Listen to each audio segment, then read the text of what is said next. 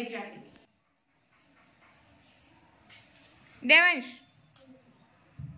ते फुलपाखरू, ते झाड, ते फूल, ते पान, ते आंबे,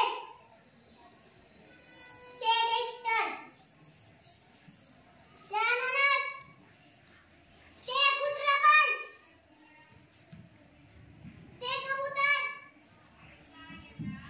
ते लिंबू, ते ढग, ते कमळ,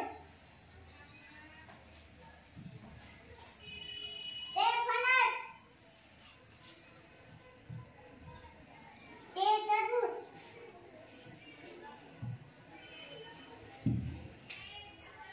ते घर, ते घड्याळ, ते पाय. छान.